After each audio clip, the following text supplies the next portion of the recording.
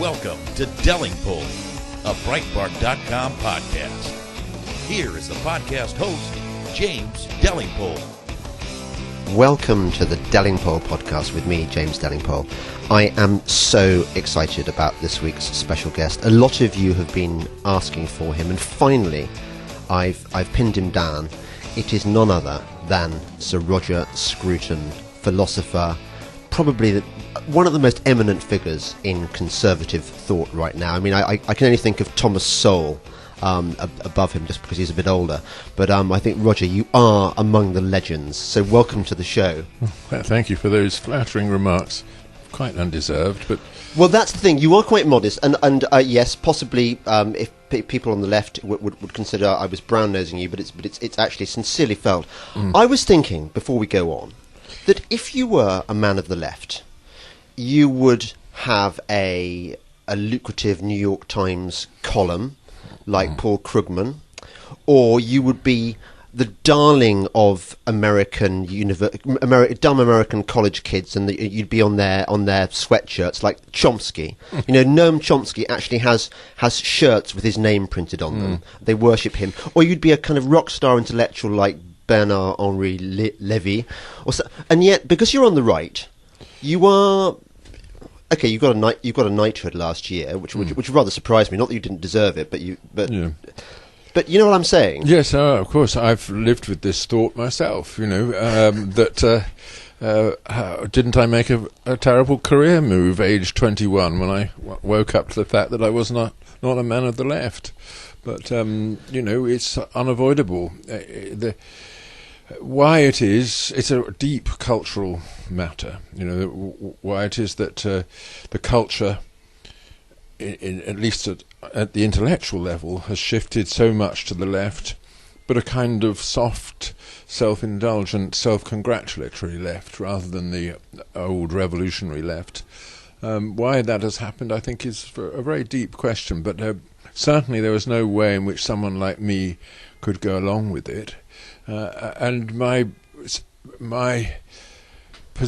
position, politically and culturally, aligns me with those who keep their heads down, you know, and so my head is down too. Do you think there was ever a time then? I was quite surprised by what you said. Do you think there was a time when actually the right did have a place in the intellectual current? Well, in Britain, you remember, we never really esteemed intellectuals. We've always thought of the educated person as the ideal of the intellectual life, rather than the intellectual as an independently acting political being. But if you look back to the 19th century, educated gentlemen were running this country, and people like Disraeli, Gladstone and so on.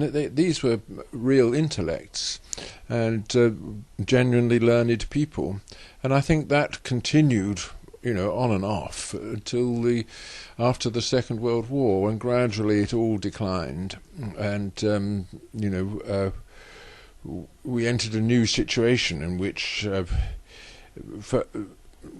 learning as such was no longer esteemed, but vociferous pretences took the place of it.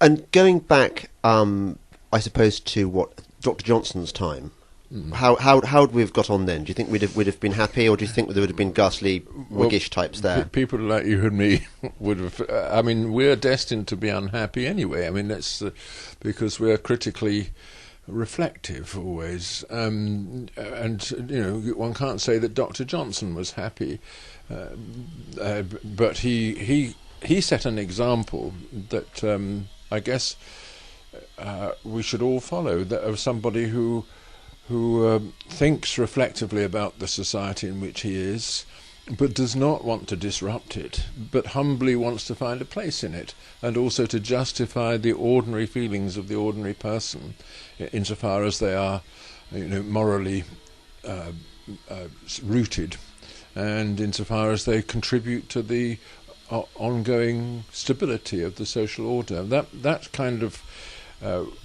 position of the thinking person is one that I think I've always wanted to conform to. It is an 18th century position, undoubtedly, but it's always been there in our culture until very recently. You say we'd have been unhappy, but in the 18th century, but you would have thought the people who ought to be unhappy are the kind of the left-wing idealists who want to remake the world.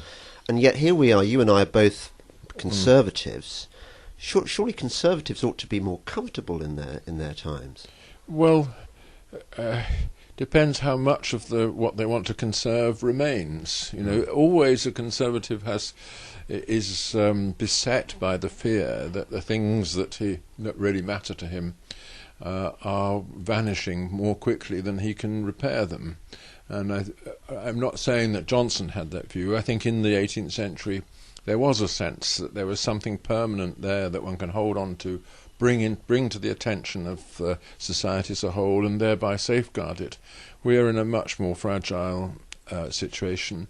But the people who were genuinely happy, or at least exultant, let's say, in the 18th century were the revolutionaries. The people, Well, you mean Wordsworth and Coleridge getting excited about what was going on in France? And well, you said the French, the grands excités themselves. They were the ones who rejoiced in the 18th century, and people like Diderot and so on. I wouldn't say they were happy in the deep metaphysical sense of being at ease with themselves. Quite clearly they weren't. But they had the joy of cutting off the heads of other people, which was to them a tremendously exciting experience. It's clearly a very powerful impulse within the human species, isn't it? Yes, and it's the fashion is growing. Yes, well, we'll come to that. I think in the later uber depressing part of this broadcast. I was thinking about Wordsworth and Coleridge and co. They are the equivalent, aren't they, of slightly more intellectual version of Gary Lineker and the various people on Twitter,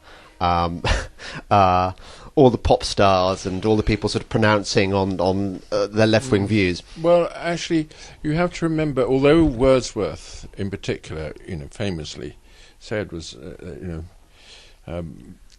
bliss was it in that dawn to be alive. About the French Revolution, he changed his mind later and became a seriously conservative thinker. And Coleridge was always conservative in his stance, and he was much influenced by Kantian idealism and by the things that were happening in Germany, to think in a much more comprehensive way about what societies really are. His little strange book on the constitution of church and state was perhaps the first real expression of conservative views, apart from Burke's reflections on the revolution in France, that we have. So I think, although they were stirring things up, they both of them became settled conservative thinkers. Okay, what about Byron, though? People like that. And Shelley. Shelley is the real problem. Yeah. Shelley's famous pronunciation of man, not men. Everything was to be devoted to the abstract idea of humanity rather than the particular obnoxious beings who represent it. That is the archetypal liberal philosophy. We're not really interested in ordinary assorted individual human beings, but only in this ideal of humanity which washes us clean of every sin that we commit in pursuing it. I've been tiptoeing around because I haven't really wanted to broach the awfulness of what's happened in the last 24 hours. We are, for those listening in the future, we are broadcasting this on the morning after one of the most, I think, disastrous Conservative election results ever, in that Theresa May, the Prime Minister, started this general election. She called a general election with a 24-point lead and managed to throw it all the way in the course of an extremely lacklustre election, and has ended up with a hung parliament in which a newly powerful opposition is led by unreconstructed communist, really, throwback, Jeremy Corbyn. How are you feeling about this, Roger? I'm not feeling too good about it, I have to say. I didn't expect there to be a big majority, I have to say, because it was quite clear as her campaign, if you can call it a campaign, proceeded, that that someone like that, who had at some stage in her life a charisma bypass and is also without a philosophy, and was not taking any public stance on anything really, she was bound to erode what credibility the Conservative Party had. So I didn't expect it to be a great victory, but I was clinging to the view, the hope, that the British people would see Jeremy Corbyn for what he is, as a real threat to our national security and national sovereignty, and as you say, an unreconstructed leftist, if not a communist, of a kind that I thought we'd grown out of. I want to talk to you more about that in a moment, about how it is that the young have had their brains captured by this awful man. But first of all, I wanted to ask you a question, and you're the perfect man to answer it, about conservatism, in that you wrote one of the most inspiring essays I've ever read on conservatism. And I'm sorry for flattering you again, but it's that wonderful article you wrote about when you became a conservative in Paris in '68. And can you just briefly just say what it was that attracted you to conservatism and how it happened? Yes, it's interesting that it happened in France. I was fairly apolitical by the time I'd gone through my university education, but I was there at the time of the '68 uprising, and I was observed the things happening in the street below where I was, and I recognised in myself that whatever it was that animated those so-called students in the street below me, whatever it was that they believed, I believed the opposite. And henceforth I was going to find out what that opposite was. The sight of people randomly destroying the property of the lower orders because they had the privilege of a so-called education to justify it was to me very repulsive. And at the time I was reading de Gaulle's Mémoires de Guerre, and I conceived a huge admiration for de Gaulle as somebody who came through the last war with a sense of why he was fighting it, and the sense of the real difference between treason and loyalty, and that what I saw in the streets to me was treason. It was the young people with all the privileges that the French state had bestowed upon them, throwing their loyalty away, recognising no obligation towards the society that had created them, just for the sake of the same old exaltation, the delight in destruction. In the modern parlance, you were red-pilled at that moment. Yes, exactly. Yeah, and of course you chose the hard path, as we all have. Yes, I suppose so. When I just started thinking about it, I got really interested in what the alternative to the liberal and socialist views of the day was, and so I spent my life. I would say actually I'm not primarily a political thinker. My love is art and music and literature, but I saw those things as equally threatened by this kind of revolutionary posture.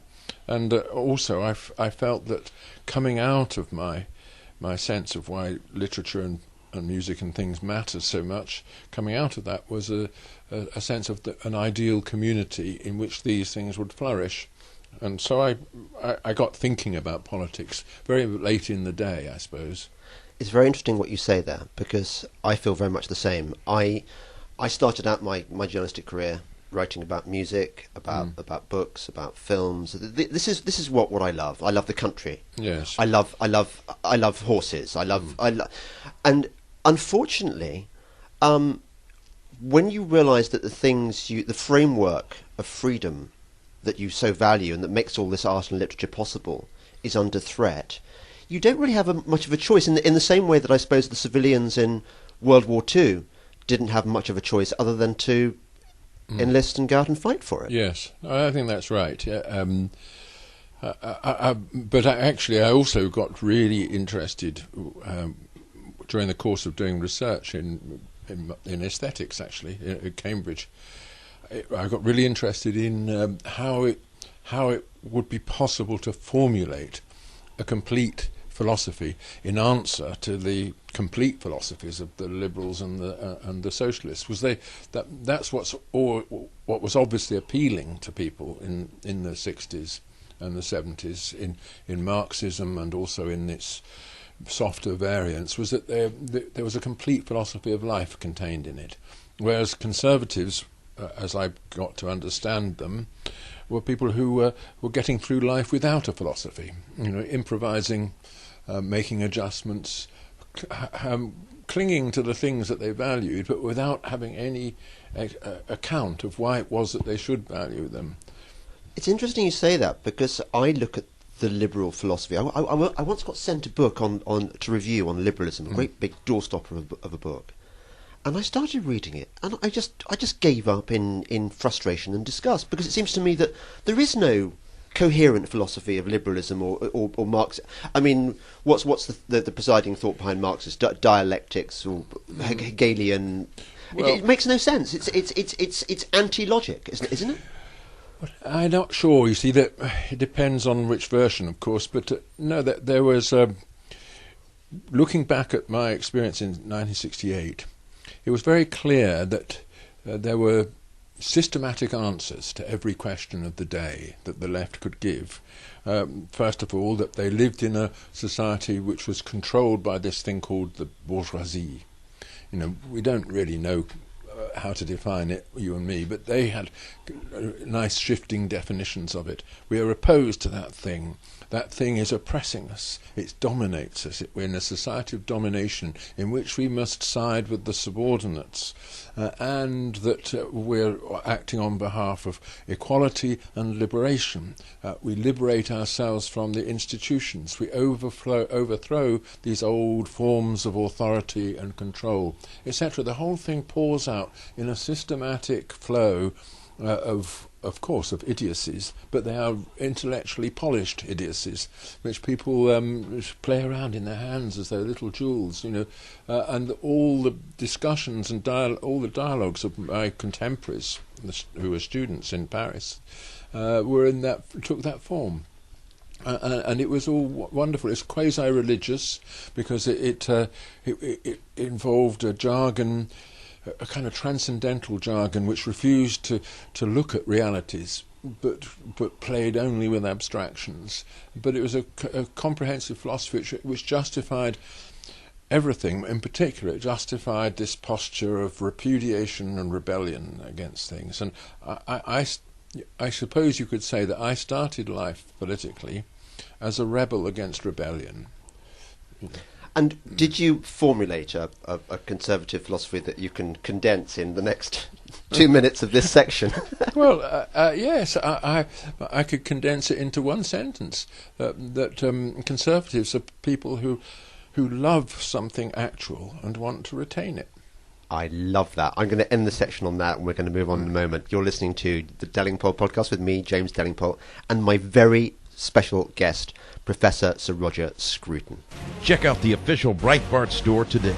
Store.breitbart.com is the home for the brand new official Breitbart store.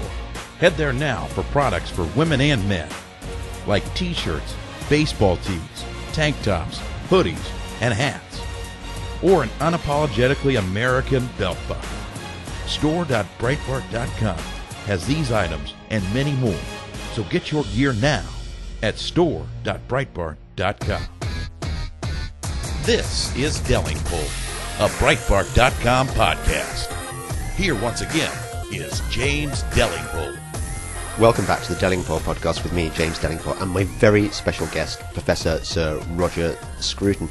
We were talking about conservatism, and you expressed the perfect philosophy just a moment ago, which I'm going to cherish. Tell me, though, I read a quote somewhere, a famous one, I can't remember who said it, that conservatism is whatever the Conservative Prime Minister does. Who said that? I don't know. Somebody tedious, but it seems to me that conservatism is. I don't buy into the idea that it's all about whatever the brand, the name on the tin. It seems to me that Theresa May, for example, is not a conservative. What's your view on that? Well, I suspect she is a conservative in the sense that she's attached to a way of life and a pattern of institutions which have made this country what it is, and she does want to conserve them. Her problem is that she doesn't have any fully imaginative grasp of what that means, and she's feeling her way. You have to remember that she became Prime Minister without having been elected as Prime Minister. Also, she read geography. Yeah, well, there you go. Sorry. There's all sorts of... we mustn't be too unkind about her. I mean, ungallant, no. Yeah, she tried, but she obviously adopted a kind of bunker posture as soon as she actually received power, because she didn't receive it from the people, she received it from the party in those strange circumstances that David Cameron created with the Brexit referendum. Well, we all know that the recent volatile history of British politics has put her in a strange situation anyway. But I think there, again, going back to what we were talking about, my attempt to formulate a conservative philosophy comes from my sense that there really is such a thing as the conservative instinct, that it is in all of us, and it ought to be in government rather than all these excited alternatives, but that it doesn't spontaneously express itself as a philosophy. Indeed, Burke put his finger on it when he said that it consists of prejudices, meaning by that the accumulated wisdom of mankind, which is threatened by the attempt to express it. Because when you attempt to express it, you're condensing into one head something that exists only in the many millions of heads which cooperate in retaining it. So all attempts at a conservative philosophy will fall short of giving its real depth. But this is no excuse for not attempting to do it, because you've still got to articulate things in the world in which we live. And so I've looked over the past of all this, and I came to the conclusion that it has been articulated, of course, by Burke himself. It's interesting that word prejudice has been hijacked by the other side to mean something bad, whereas in Burke's day it probably meant something. It meant judgment, didn't it? Yes, not having nice judgment. A judgment that precedes the evidence, however, and organises the instinctive evidence. Yeah, exactly. And I agree. All these things, which words which are thrown at us as terms of abuse, often in their proper meaning are not. Discrimination, exactly. That means making judgments, holding against people the bad qualities that they have. So how do we reclaim the intellectual? Well, not that. Never mind the intellectual. That's for the birds. But how do we speak to the young people? Yes. How do we persuade them that actually they are conservatives? Really, they just don't know it. War is the usual thing that does this, and the Islamists have declared war on us, and one by one, young people might wake up to the fact that they're under threat. So they've got to think of the things that they want to retain and the things that they can live with losing, and so on. That's an awful thing you've just said, but I think it's probably true, isn't it? I think it is, yeah. War is natural to mankind. It's not, it's the periods of peace which are the extraordinary exceptions. Only the dead have seen the end of war. I can't remember who said that, but it's in the Imperial War Museum, isn't it? Yeah, exactly. Yeah. Yes, and also there's another wonderful quotation as you go down down that ramp into the World War I section of the Imperial War Museum. I think it's Thucydides who talks about how there were lots of young men around who had never experienced war and were consequently very excited about it. The reason is, I think, in the young male particularly, this impulse. Of course. it's one of the real problems that we're living through now. We're breeding, well, we're not breeding, but young men are breeding, who are living in a situation where they want conflict. And they want conflict for a variety of reasons. But if we look at the Islamists, one of the reasons is that they're young men without women and without drink. And these are the two things which have helped us to get through all the difficulties over since the Second World War and live in this soporific, peaceful atmosphere. We have an easy life where we can relate to the other sex in a very problem-free way, and where we can also get heartily drunk every week with our friends. If you were brought up in the heart of that community, but with a sense that women are untouchable unless they are alien, in which case you can abuse them as you wish, and also that there isn't this matey, easygoing collaboration with the temptations of the day that most young British people live through. It is extraordinary, isn't it, how you and I grew up in a world where the Battle of Tours was history, and the Siege of Vienna and stuff like that. These were all things that were never going to happen again. Yes. Why has it all come back? Well, I wish I knew. I mean, conflicts will always come back, but this particular one is a deep existential conflict which has been taken on a new form, because the Islamic world was contained within its recognised boundaries, which had been essentially established by the Ottoman Empire, which itself had been pushed into its sort of basic form by the First World War, and then broken up, probably foolishly broken up. If it hadn't been broken up, we might be a bit safer now. But it wasn't until very recently, with things like the internet, the massive expansion of knowledge about the West that came into the Middle East, and also the fragmentation that's come through through the global economy and so on, that people in that part of the world felt that their boundaries were no longer retaining them, there was this wonderful treasure right on the doorstep of the old Islamic world, namely Europe, undefended. You can immigrate anywhere into it and enjoy what it had to offer, which is not on offer in the Middle East, namely wine and women, and all that those two things mean. And so we have huge settlements in our midst, people came with every peaceful intention, many of them, and the Algerians who came into France, they came with peaceful intentions and wanted to be part of everything. But then they have children, and they bring up these children in a way which isolates them from the surrounding culture, and these children have a problem of identity. To what do we belong? We don't belong to this thing around us, because that's all it's impious, blasphemous, and also it's not us. We can't relate to it in the way that it requires. So inevitably they look for another identity, and an antagonistic identity, and that's the problem that we've created for ourselves. To what extent do you think our cultural decadence, our moral relativism, has invited our own destruction? Well, I think that undeniably it has been a factor. That you can't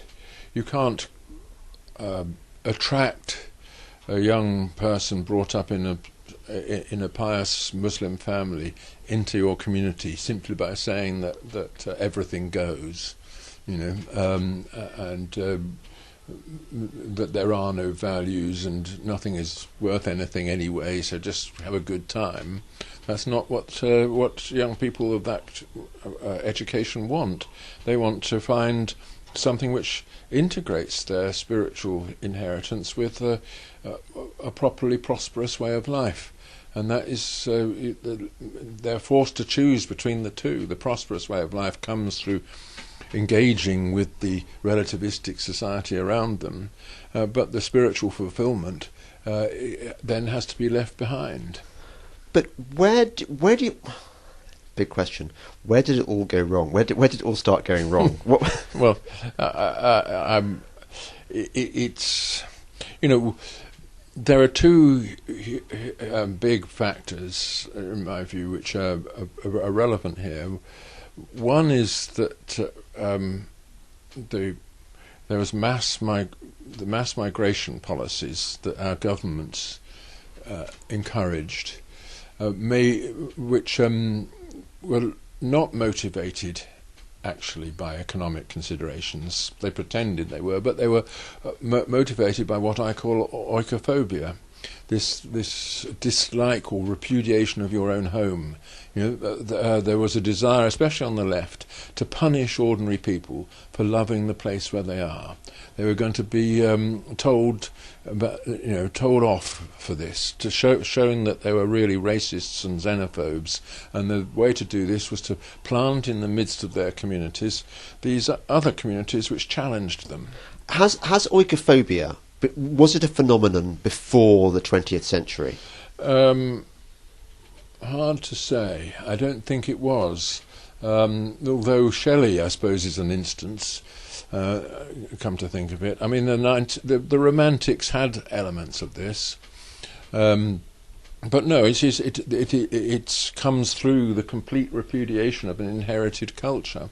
And it's taught to children in schools and universities especially. But that's one of the factors that led to the mass immigration policies pursued, especially by the Labour Party. You can see that it goes with the left-wing point of view anyway. This refusal to defend the homeland and indeed to rebuke the homeland for being a home. Then the second factor, of course, being that people did not see that there was a difference between the kinds of immigrants that come in. Some, Christians coming in from Eastern Europe is very different from Muslims coming in from Somalia. There is a difference as to how far people can integrate and how far they can't. We were misled in this, of course, understandably, by the experience of the British Empire. We produced in Pakistan a whole section of Muslim society which was genuinely compatible with ours. And we thought, therefore, let's let the Pakistanis come in. But we didn't realise that there were two lots of Pakistanis. There's the ones who had become acclimatised to the imperial administration and loved the whole idea and loved the rule of law and so on. And then there were the villagers, the incipient Taliban Pakistanis who had no understanding of that. So we ended up with a completely mixed community of immigrants, some of which could assimilate and some of which couldn't. How much do you think our weakness, this malaise, this oikophobia, owes to cultural Marxism? Well, it's cultural Marxism, as I understand it, is just another name for it. It is, that's to say, finding a denigrating explanation of everything that we are. So, that we are what we are in culturally, legally, politically, etc., is simply part of the great machinery of exploitation, which maintains in being a privileged class at the expense of the underdog. The underdog changes as the world evolves, but always the Überhund, the overdog, is the same. So the exploited working class was replaced by the exploited female, the woman, and then the immigrant, and so on. And Islamophobia, that's a wonderful word, is invented to explain why it is that Muslims don't like us. It's not because they don't like us, it's because we don't like them. always there's that underclass that we've been oppressing. Yes, I think that Islamophobia was a term actually invented by one of the Islamist groups. That's right. In the same way that the IRA seemed to adept in the use of the language of human rights and the left, so the Islamists seem to have absorbed this self-hating language. Yes, I think it's one of the difficulties that we confront, with the problem about radical Islam, that the language is not there with which to really to grasp the issue. All of us, or at least most of us in Britain, want a negotiated way of life in which the British Muslims live side by side with other British citizens and share the basic loyalty to the nation state and the basic day-to-day togetherness, which is the precondition of a democratic politics. And I think most Muslims want that. But if you step out of line and actually say that Islam itself must must express itself a bit more and tell us why we've got to accept it and what bits we can criticise and what bits we can't, then you run a huge danger, because you're going to be accused of these things like Islamophobia, xenophobia, racism, which haven't got any meaning, but they are simply weapons with which to silence debate. Something I've noticed a lot recently, it seems to me that the left has been getting much nastier, much more aggressive in a very unpleasant alliance with the Islamists. That could be so, but I think, yes, I'm not sure that. For the most part, the Islamists are so inarticulate that there isn't anything that they can share really with the left. When they can only express their views in defunct theological language, of what Allah happens to want, and what He tends to want in their understanding is precisely what ordinary Muslims think he couldn't possibly want. I suppose what I mean is that the Antifa, for example, the anti-fascists with their masks and stuff, and their representatives in the media are getting much more aggressive towards anyone who speaks out of turn.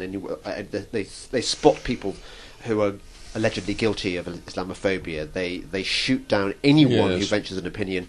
That's what I meant by the nastiness. Yes, I think it's part of a more general thing we're going through a period in which new orthodoxies are rooting themselves, especially among the young, doctrines and postures and attitudes which are to be made immune from criticism. They're being withdrawn from the whole possibility of debate. And so there's a kind of vigilance to discover those people who still want to debate these things in order to silence them. We've seen this about the whole transgender thing and the bathroom question in America, which is comic seen from outside, but it isn't comic if you're subjected to the kind of intimidation that goes with it. Here is an issue that nobody thought was an issue until about 5 years ago, and suddenly it's been declared that here's an orthodoxy. Anybody who questions it is going to be punished. So we look around for the people who have not yet adopted this orthodoxy, and we shame them. We stop them speaking in universities. We no-platform them, or whatever. And we don't know from 1 year to the next, to one day to the next, what the next orthodoxy will be. All that we can guess is that it will be an orthodoxy which is against some ordinary old-fashioned way of being that ordinary people maintain. But do you think it was always like this for people of our frame of mind? For example, I think of Orwell saying in times of universal deceit, truth-telling is a revolutionary act. Yes. And I was thinking, well, there speaks a man who's been through a lot of the stuff I've been through. Yeah. But Was the left really as lunatic in the 1940s or 1930s as? Well, no, because Orwell believed, and I think rightly, that he lived in a society in which there really was an old-fashioned, decent left-wing position in support of the working class and so on, in which ordinary decencies were maintained, and you could identify with that. He thought it was only the intellectuals who were in the business of silencing debate and imposing these orthodoxies on people. He believed you could be a left-wing person, as he was, and have a plan for the society of the future, which would be a redeeming plan for the benefit of the working class, and that's what a socialist should be doing. But he did find himself up against the Marxist utopians, for whom language was all important. They wanted to redescribe the world using these magic counters of their own, and that's what he satirised in 1984, essentially.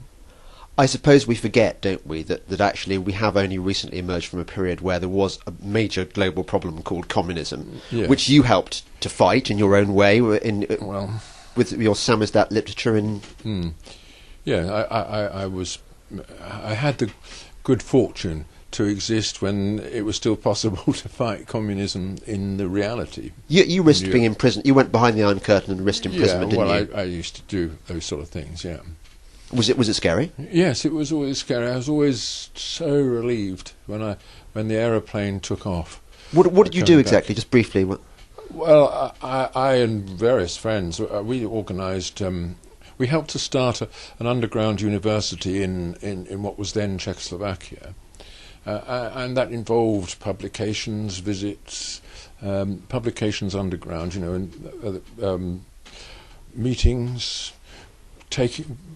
encouraging people to go there and take materials to talk and to teach, and to build up networks of younger people, mostly actually young, early middle-aged people who could be a guidance to the young. We did that in there and in Poland and to some extent even in Hungary. So it's interesting. You've read Douglas Murray's book, that he says that among the places in Europe most resistant to the encroachment of Islamism are the old Eastern Bloc countries. Well, yes, because they've seen what totalitarianism is, and they recognise, that there's a new form of it, this religious form, which they might be subjected to if they're not careful. You're listening to the Delingpole podcast with me, James Delingpole, and my very special guest, Professor Sir Roger Scruton. More in a moment. Breitbart News Daily with Alex Marlowe. Let's get Bo Dietl in on the conversation. We must stop the immigration until we're effectively able to know who's coming into our country and why you come to America. Do you love our freedom? Well, if that's the reason why you come to America and you want to be part of us, welcome aboard. If you want to come to America and disrupt the freedom and the great country that we have, you stay the hell out. Breitbart News Daily, weekdays from 6 a.m. to 9 a.m. East on Sirius XM Patriot 125. This is Delingpole, a Breitbart.com podcast. Here once again is James Delingpole. Welcome back to the Delingpole podcast with me, James Delingpole, and my very special guest, Professor Sir Roger Scruton. Roger, you've been in academe on and off most of your life. Students, are they better or worse, or are they always the same?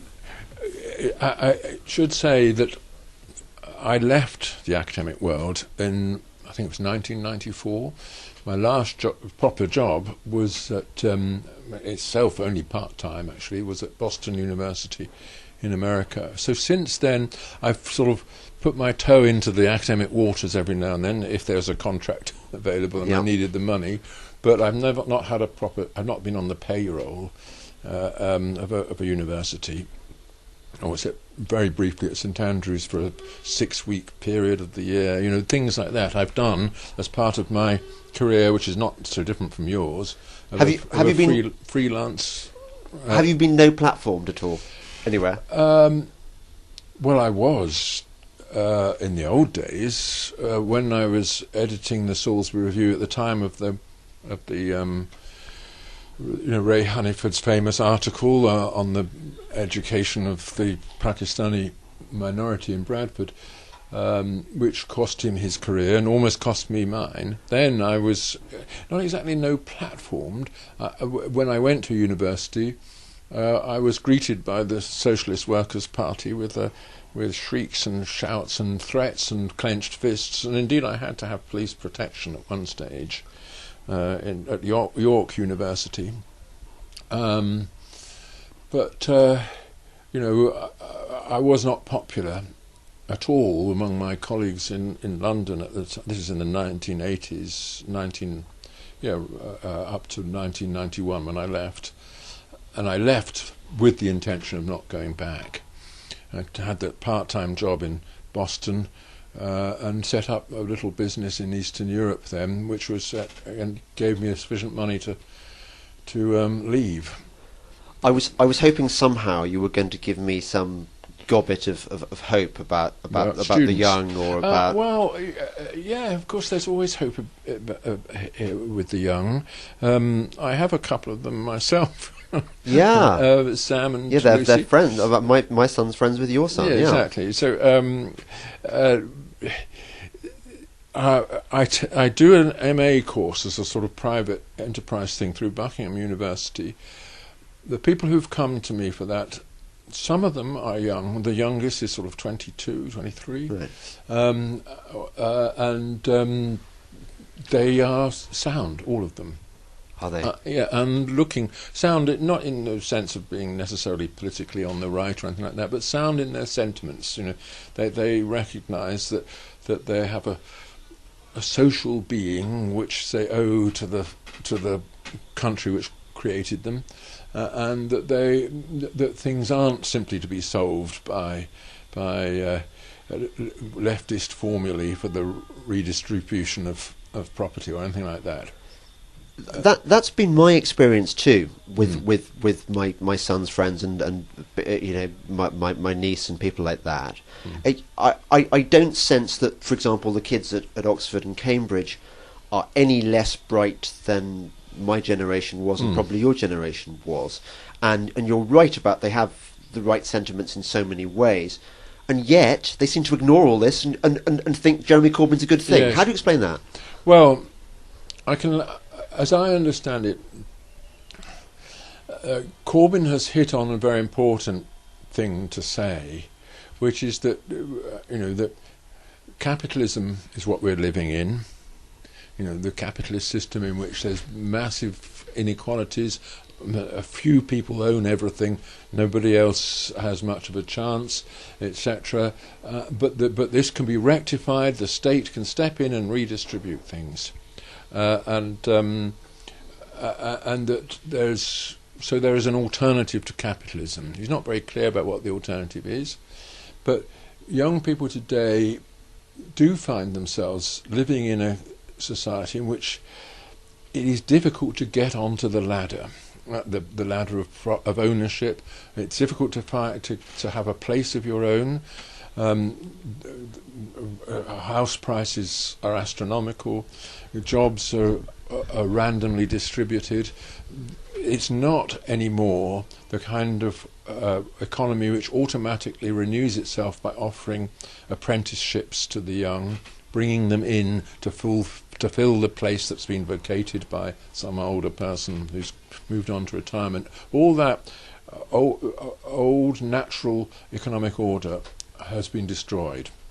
Yes. By globalization, by the mass migration that the European Union has fostered, and so on. So they think, well, if that's what capitalism is, why should I go along with it?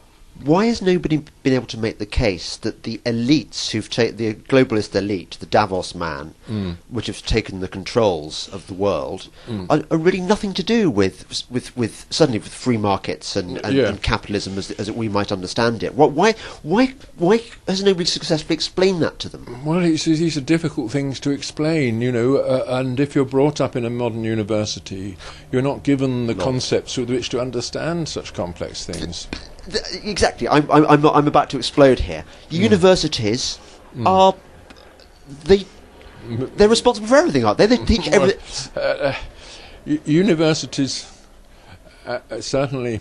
Well, what is taught in universities depends upon the teachers.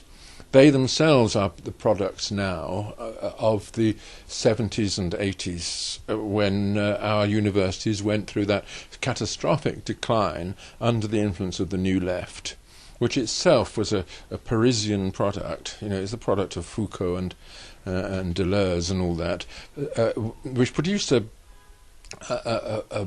generation of academics who are capable of pontificating in a nonsensical way about the struggle with the bourgeoisie and all the rest, but didn't have any grasp of either of history or of economic science or certainly of the philosophical conceptions which they would have needed in order to question their own beliefs. There was no questioning at all, and now everything is fairly dogmatic. You've got to be. There's this narrow range of leftist positions in which feminism is dominant and the idea of equality is unquestionable. That dictates what the curriculum is in the humanities. But we have to remember that there are students who are not studying the humanities who do things like mathematics, and the natural sciences and medicine and so on, who are probably less prone to this diseducated approach than their colleagues in the humane disciplines. I've seen this debate characterised recently as the battle between modernism and postmodernism. And what's being taught now in universities, certainly in the humanities, is really postmodernism, which is a different language, isn't it? Well, yes. I mean, the humanities, as I understood them when I began, I would have described as pre-modernism. They're about understanding the depth, the archaeological depth on which the modern world rests. In other words, getting beneath it to what we need to know, what in the form of the ancient languages, ancient history, our own history, the cultural sediments which make it possible to think and feel as we do. And that means getting to understand a literary inheritance, a musical inheritance, an architectural inheritance, all the things which made the world intelligible to us. Modern students are on the whole cut off from all that, so their minds are to a great extent tabula rasa. And there they are in front of a university lecturer who's scribbling his leftist graffiti on these blank slates. But there would have been a time, surely, where every halfway decent university would have had 2 or 3 Roger Scruton types holding the line against this lunacy. And had you been a curious undergraduate, you could have gone to see Professor Scruton or whoever. Well, that's no more. Interestingly, that would be marvellous if it were true. But the fact is, when I was at Cambridge, I had no idea what the politics of the lecturers and professors and my own tutors were. When Jonathan Bennett, he taught us a course on Kant's Critique of Pure Reason, which he published in 2 brilliant books. This was a really exciting experience, going to his lectures. And one day, it was a time of a general election, he came in with a Vote Labour sticker on his lapel, and I was shocked. I thought, we don't show off in front of students our personal political opinions. That's almost as vulgar as calling people to Christ. Yes, but is it not It is worse now, isn't it? Oh yes, now it would be unthinkable that someone would conceal his political opinions, because that's what the curriculum now is. It's a collection of opinionated utterances gathered around various traditional texts. Well, does that mean that I imagine that neither of your boys is going to go to do a humanities subject? They're going to do something. Actually, no. My son is down to do theology at Oxford if he gets his A levels. Right. But he chose theology precisely because it seemed to be above all that. He loved the idea of studying something which is pure abstract speculation about the nature of the world and the nature of man in relation to God and so on. These huge things, big things, yeah. Yeah, which although my son, interesting enough, is political. I say he's very conservative. So he hasn't done the standard thing of reacting against his father. No. I mean, my father was a trade union man and a Labour Party activist. When you got into Cambridge, he refused to speak to you. That's right. Yes, unfortunately, he couldn't cope with me betraying my class.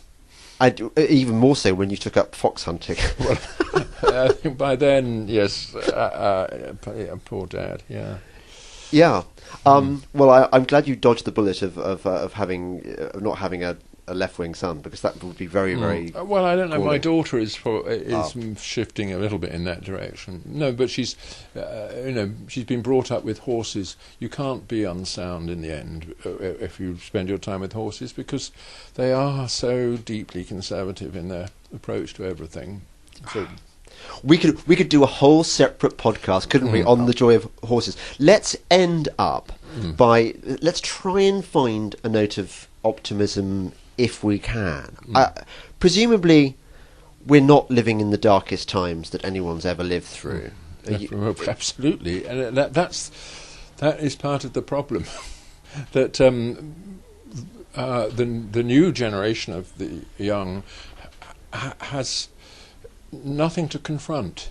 They've got an abundance of everything, of food and clothing and shelter and opportunities, and there's some who are less well off than others, but the element of struggle has been removed from their lives, and I think this does mean that we've produced a different kind of human type, one that's out of touch with our ancestors, for whom, who required virtue in order to live properly. They had to be courageous. They had to be just and wise and charitable if they were to make their way in society. They were, in those days, there was a real difference between human types. Those who could attract to themselves friends and a circle of collaborators, and those who were on the margins. Now, I'm trying to find. You want me to find something cheerful to say? No, be depressing for a moment. Run with this one. Yes, obviously social media and all that helps young people to get by without virtue. You can cultivate the substitute virtue, the virtue signalling as it's called, and have friendships which are purely spectral. Which exist in cyberspace but not in reality. So it's easy to get by without furnishing yourself with the real moral attributes that you need. But I think at a certain stage all young people wake up to the fact that they've done this and they rebel against it, and they do then want what is real. We live in this fantastic privileged position materially, and from the point of view of opportunities. We have lost what is needed to defend it, and we're now going to have to defend it, because the Islamists have declared war on us, and we're only at the beginning of it. It's going to be huge. How huge? Well, wait till they get a nuclear bomb, or whatever. And young people are going to have to confront this, and I think they will. And it will be a painful process, but they'll come out of it, and we'll win. But there'll be a big price to pay along the way. I'm seeing this already just in in the conversations on social media that people are way ahead of where the political class are. There's an anger there, but it's a control anger. It's not a kind of it's not a hatred against Muslims. No, it is very much a hatred against the system that allows the Islamists to do what they're doing. Absolutely, I agree, and I think young people will rebel against it, and they will recognise that they've got to take it on board for themselves. That these clapped out old geezers who never fought in the Second World War because they were too young, or in any other war, and nevertheless control everything through these transnational institutions that take no responsibility for their decisions, that these guys are finished. I think it must have been like that in 1914 for that generation, because we'd had years apart from the Boer War. What the last one was Crimea, and there was no conscription then. So a generation discovered. Yeah, exactly. They discovered that it lived under threat, and which is not unusual. Human beings have lived under threat for the last 70,000 years, ever since they learned to lift themselves out of the jungle. So on that note, we have hope. It's all going to be absolute. We're going to go through hell, but we're going to come out at the end of it. Exactly. Thank you so much, Professor Sir Roger Scruton. You're listening to the Delingpole podcast with me, James Delingpole. Thank you very much. Goodbye.